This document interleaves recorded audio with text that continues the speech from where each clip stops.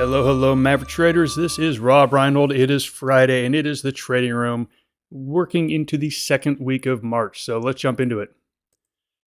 This week, we had lots and lots of activity. And let's start off with the sell-off. We had a continued sell-off in the market. So this is now the third week in a row that's been a negative week.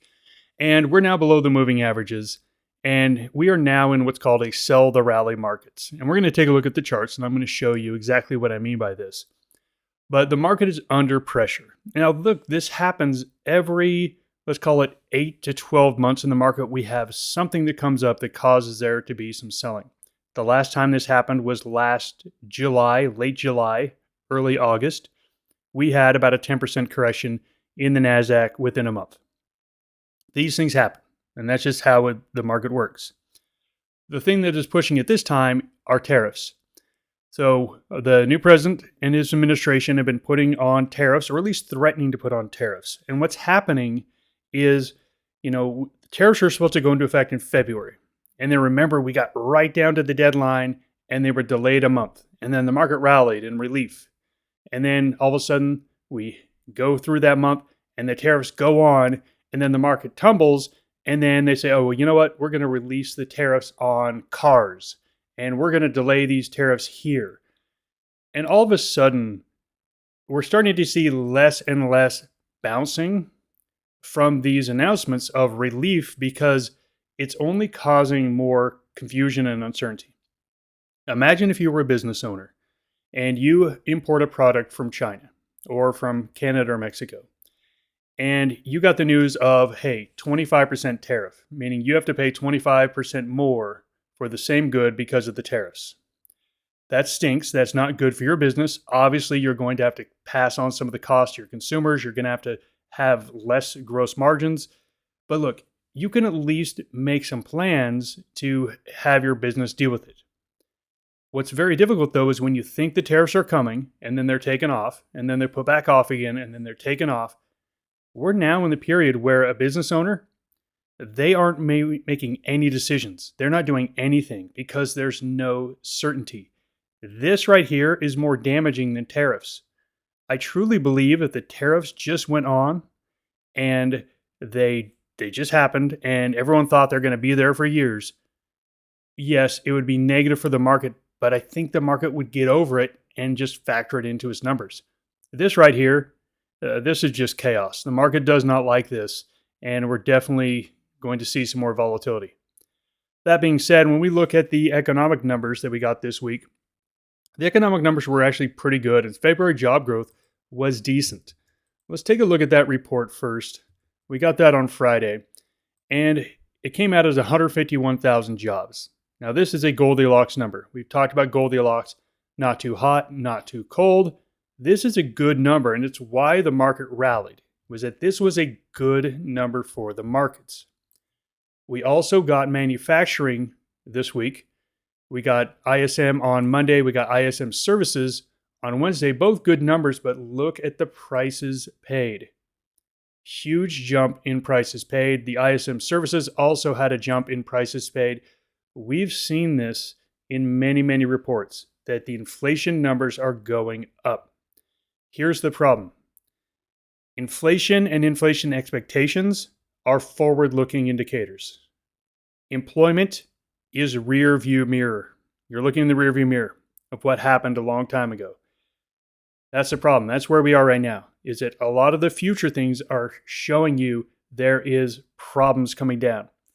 One of the things that I actually brought up with a lot of traders this week, I had a couple traders said, Rob, this isn't going to last. This is just a little pullback. And I said, look, nobody knows what's going to happen. But did you know that first quarter GDP has now been revised from plus 2.3 to negative 2.4? Negative 2.4 is the expectations now from the Atlanta Fed for first quarter GDP. They said, oh, I didn't know that. All of a sudden, a recession is different than a pullback. So there's something we just need to talk about and be aware of, that if it is recession we're talking about, in a recession, the average drop for the S&P is 34%. If it's recession, we have a lot lower to go. If it's just market volatility and the economy is fine, this is likely going to be a buying opportunity long term. Where we are right now, I'm thinking we're more on the path to recession, but that is just my personal opinion. So instead of my personal opinion, we are going to just trade the charts. And let's take a look at what the charts are saying.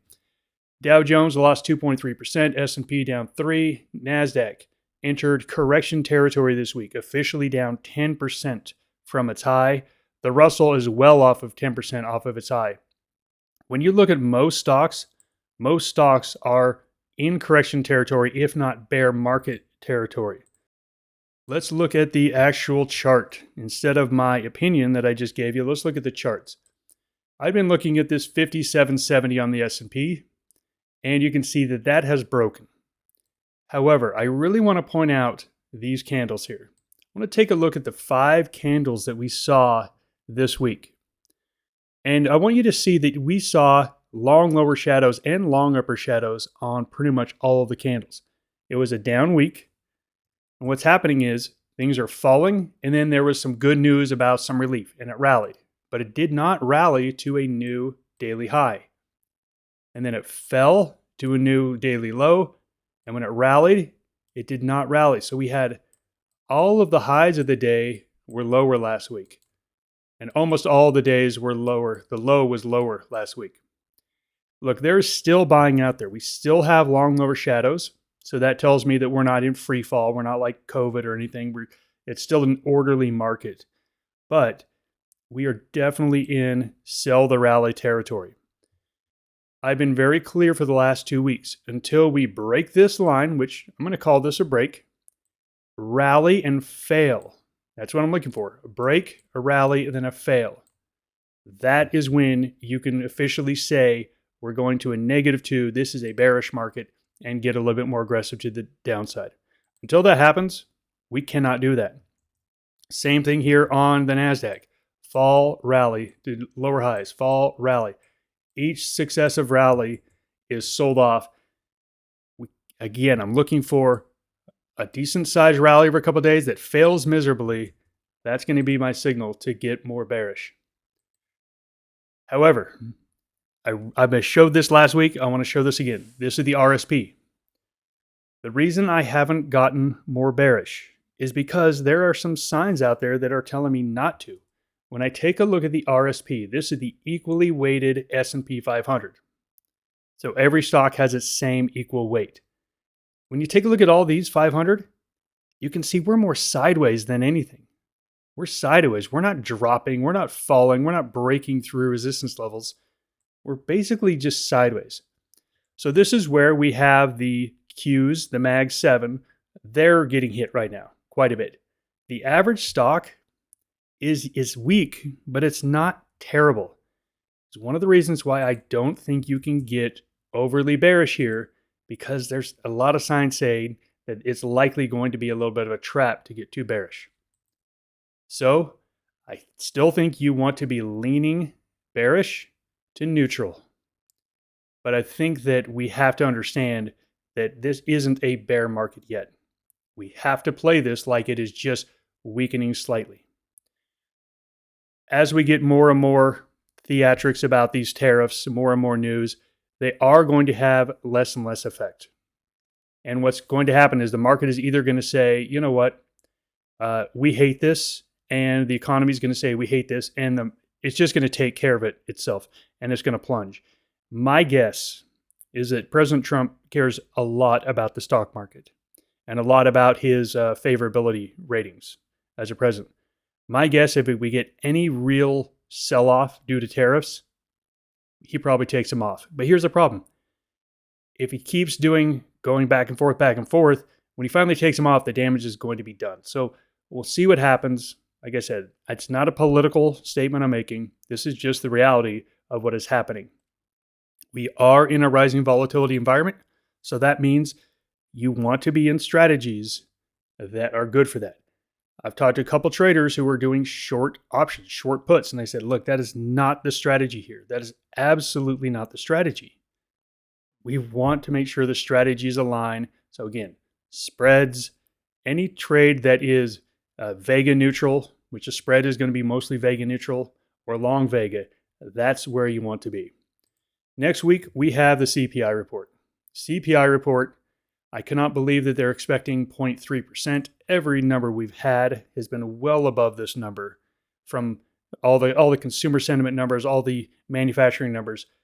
I'll be surprised if it comes out at 0.3. And if it comes out at 0.3, the market probably breathes a little sigh of relief, has a day or two rally before getting hammered, because everyone knows that the numbers are going to be higher than this. I think the numbers are going to be higher. Again, I see this putting more pressure on the market. We also have consumer sentiment. This was the number last month that started the market, being really worried about where the economy was going. If this number continues to drop and the inflation expectations continue to rise, it's going to be bad news for this economy. So even if these numbers beat, again, it's going to be a short-term sell the rally kind of thing, because until this tariff thing is set in stone, either it's on or it's off, I think this market's really going to struggle. I wish I could go to a -2, but I cannot. Again, I'm waiting for the plunge. Well, we already got the plunge, the rally that fails, and the break to new lows. At that point, I'll happily go to -2. I actually think this week, at least early this week, I think Friday's candle was actually a pretty decent rally. I could see us having another day or two rally and then turn over midweek, right when that CPI report comes out. Would not surprise me at all for Monday and Tuesday to be positive days, slightly positive, and then that Wednesday CPI knocked the market back down again. All right, that is my broad market analysis. Let's go ahead and look at sector analysis. Last week, the performance. Our favorite sectors over the last couple of weeks have been real estate and healthcare, consumer staples. Take a look at those. Those were they were in the top 4. 3 of those were in the top 4. So we like those. We continue to like these. However, financials was also one of the sectors that we liked, and it got hammered. It got hammered, and it is no longer amongst the top sectors. So definitely the call on financials staying strong did not happen. What we liked on the short side, consumer, beautiful call. Technology, great call. So this is where we like to be short and like to stay short. Let's take a look at how things moved this week. Utilities was at a +1 last week. It gets a little downgrade to a 0. Again, moving averages are flat. Whenever moving averages are flat, pretty much just give it a 0. Yes, it's vacillating up and down, but if it's not going anywhere, that's trendless. Moving over here to communication services. Was a 0 last week, dropped down to a +1. So mildly bearish on communication services. Real estate, we are at a +2. It gets a downgrade as well, but just to a +1. This is a nice little bull pullback. We'll see what happens if it can bounce. But if it can bounce here, I think this could be a decent time to buy into the sector off of this little bull pullback. Healthcare looks great. It was a +2, remains a +2. High base. We like everything about healthcare here. It is a defensive sector. It should be doing well in a market environment like this. Industrials, we had it at 0 last week. It gets a downgrade to a +1. But these were decent candles here. I always like to look at candles. I love candlestick charts because I believe it tells you so much. Just take a look at this chart compared to financials we're going to look at next. Look at what happened on all these days. Weekdays, we actually close higher all 3 of the last days. Not higher, but higher than when we opened, which means there was more buyers than sellers. That's telling you that there are people out there that want to buy industrials. It just got knocked down with the rest of the market. However, in financials, you can see this is the exact opposite. Yes, we got a hammer candle on Friday. Maybe that ends up being a little bit of a bounce, but we now have to go to -1 on financials from a +2. Big turnaround this week. Consumer discretionary, we've liked it short for a while. It is paying off. We've rung the register many times on this one. Okay, we have a hammer candle. Yes, there could be a little bit of a bounce. Any bounces in this sector should be shorted, as it is a -3 in the sector. On the other side, we like the consumer staples. We've liked them for quite a bit. It's a +2, and it's going to remain a +2, just simply high basing. Again, this is a defensive sector. It should be doing well in an environment like this. Tech was at a -3. It goes, from a -2, it goes to a -3. Same thing here.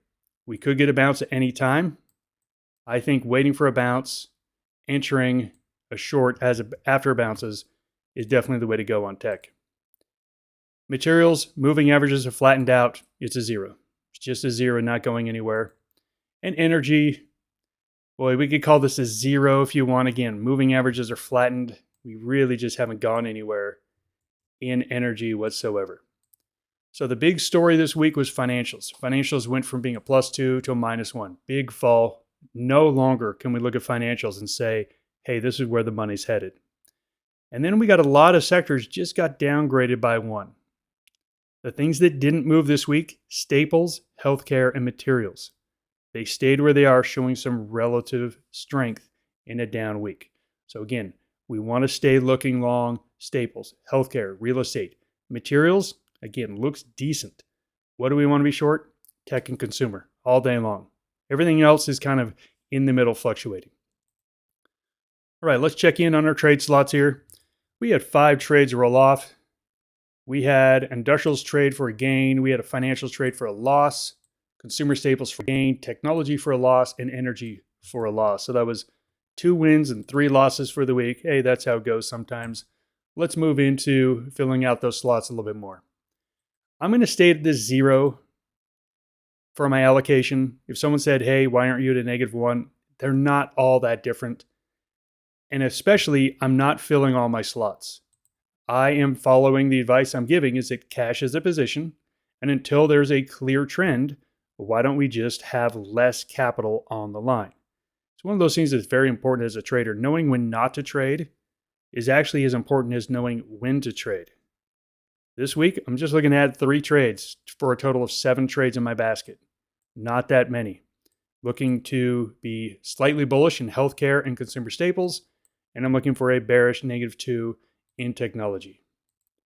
So let's go ahead and take a look at some of those setups. But look, there's so many setups out there. The market's looking really good for setups right now. In healthcare, we already determined we are going to be a +1. So +1 means that we are looking to be, again, not that bullish. We want to let time do its thing. We're just looking for a stock that isn't going to go down. This is AbbVie, ABBV, and you can see it's high basing. This has completely ignored the fall in the market. And frankly, ever since this earnings report in the end of January, it's been on a tear. It was completely ignoring the market, doing its own thing. This is what we like to find when we are going counter to the market. So again, the market's going down. We found a stock that's moving up and completely on its own. I've already determined I'm doing a +1, which is a 60 to 70 delta. So that's going to be the 210, 215 bull call spread. I'm probably going to pay about 65% of the spread. So I've got about 35% gain on it, but it's going to be a high percentage trade. It just can't go down. That's it. If it stays where it is or goes up, it's going to be max gain. If you want to go out a little further, both in time and in strike, 215, 220, all the way to March 20th, giving yourself 3 weeks. All right, next, consumer staples was also a +1. This was a stock I wanted to introduce last week, but they had earnings. In my +1 to -1 trades, I do not hold through earnings because I have asymmetric risk. I have more risk to the downside than reward on the upside, so I do not do them. You can see that on the earnings report, had a very nice reaction to the earnings report, and we have now broken out of that resistance level at 66. I predetermined I'm doing a +1 trade, so I'm going to be doing the same trade. About a 60-70 delta trade. So that means I'm doing the 65-67. I'm selling that at the money call, buying the 65. It just has to hang out above 67. Anywhere above 67 is a max gain, looking to go out to March 21st. If you want to be more directional, I like this trade on direction. This is where we talk about being more short-term or long-term in these high volatility situations, like where you only go out like either a couple days or you go out a month or two. If you go out a couple days, you're just dealing with the volatility in the next couple days. If you go out a month, who cares what happens in the next week or two? You can sit through that volatility and the eventual trend is going to make your trade right or wrong in the end. So if you want to be a little bit more directional, I highly recommend you give a little bit more time for that trade to work.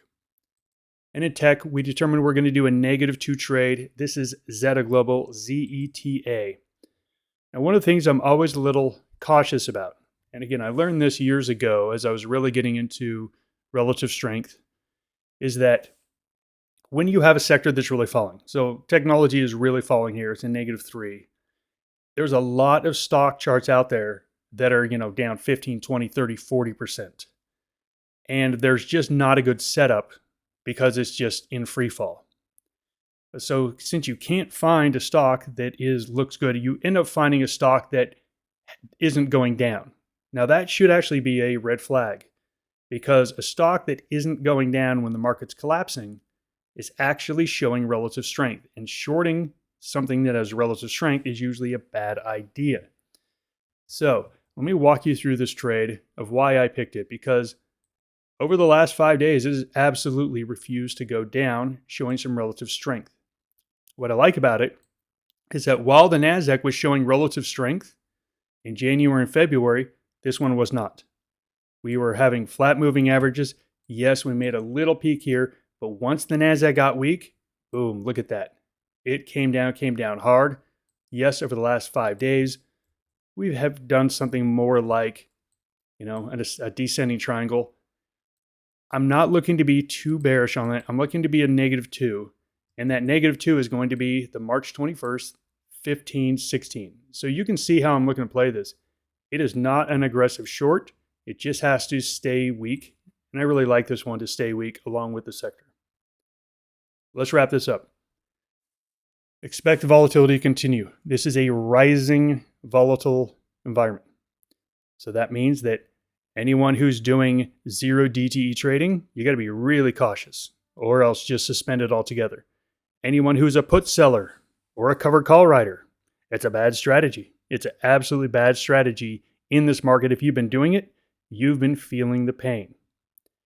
If you want to get more short, I don't think it's ready to go yet. Trust me, I love bear markets. I prefer trading in bear markets. I want it to be a bear market, but it's not there yet. So be patient, trade less if you need to. We will get a good trending market at some point where you can then allocate that capital. Thanks for joining me. Everyone have a great weekend. Goodbye, everyone.